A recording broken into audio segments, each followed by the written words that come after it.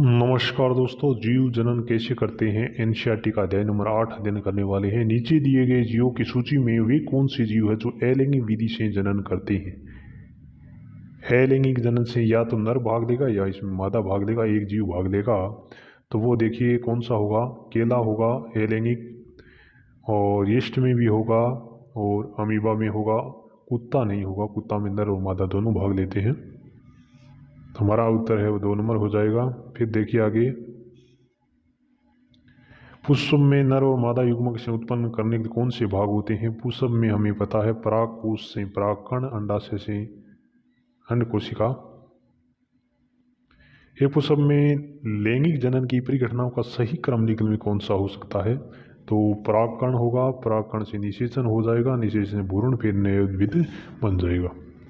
फिर देखिए, जनन की अलैंगिक विधि से उत्पन्न संतति में परस्पर अधिक समानता होती है। क्यों होती है भाई, हमें बताना है। अलैंगिक जन्म केवल एक जनक भाग लेता है, हमें ये पता है। फिर देखिए, अलैंगिक जनन युग्मक शामिल नहीं होते हैं। ठीक है दोस्तों, अलैंगिक जनन में जनन कोशिका से जो युग्म बनते हैं ये शामिल नहीं होते इसमें। स्त्रियों में वह घटना कौन सी है जो जनन प्रावस्था के प्रारंभ में परिलक्षित करती है। ये है हमारी रजोतरम। ठीक है दोस्तों, पुरुषों में वर्षण से वर्षण कोश के भीतर स्थित होते हैं क्योंकि सहायता मिलती है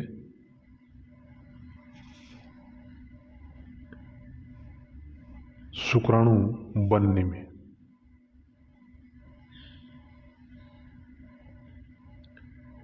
यौनारंभ पर वर्षणों का निम्न कौन सा कार्य नहीं होता है। तो ये देखिए, अपरा का विकास और एस्ट्रोजन का स्राव, ये उत्तर हो जाएगा इसका।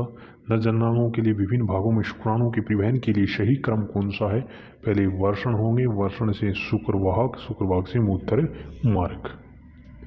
फिर देखिए दोस्तों, निम्नलिखित में कौन सा रोग यौन संचारित नहीं है। हेपेटाइटिस ये नहीं है और बाकी सारे के सारे हैं यौन संचारित हैं। सिफिलिस है, HIV है, गोनेरिया है। ठीक है दोस्तों, एक लिंग पुष्पों के संदर्भ में निम्नलिखित कथनों में से कौन सा कथन राइट है। इनमें या तो पुंकेसर होंगे या स्त्रीकेसर होंगे, इसमें एक उपस्थित होगा। इसमें परागकण होते हैं, वे केवल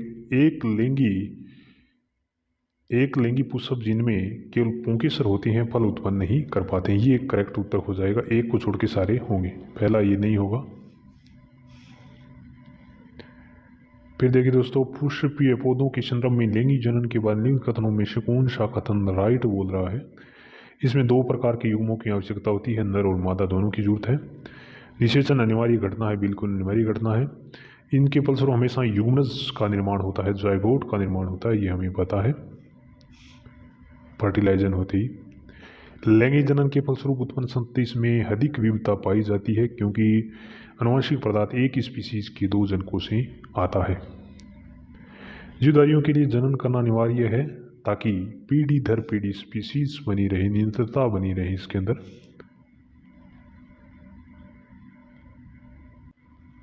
राइबोसोम्स में उन नलिकाकार सूत्र जैसी संरचनाओं को क्या कहते हैं जिन पर बीजाणु धानियाँ लगी होती हैं, हाइफे के नाम से जानी जाती है।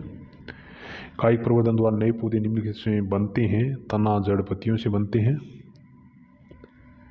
डबल रोटी के स्लाइस पर कवक का तीव्र गति से फैलने के लिए उत्तरदायी कारक कौन सा माना जाता है।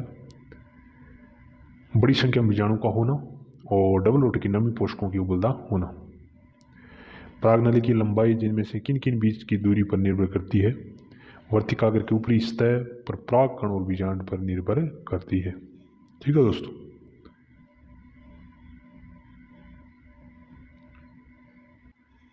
जनकों से संतति में संप्रेषित होने के लक्षण किस में विद्यमान होते हैं। जीन में होते हैं, ये ओनली 4 जीन में। जनकों से संतति में संप्रेषित होने वाला लक्षण क्या प्रदर्शित करता है। जनकों के साथ समानता और विविधता। अमीबा, स्पाइरोगैरा, यीस्ट में जनन की सामान्य विशेषता क्या होती है दोस्तों। अलैंगिक के रूप में जनन करते हैं। अमीबा की ये विशेषता है। स्पाइरोगैरा ये भी इसी प्रकार सीढ़ीनुमा होते हैं, टुकड़ों में टूटते हैं। स्पाइरोगैरा में अलैंगिक जनन किसके द्वारा होता है हमें पता है। स्पाइरोगैरा में खंडन विधि द्वारा होता है, यानी खंड के रूप में होते हैं। फिर देखिए, प्लाज्मोडियम में एक कोशिका के अनेक कोशिका में विभाजित होने की क्षमता बहुविभाजन कहलाता है। प्लाज्मोडियम में ये सिस्टम होता है।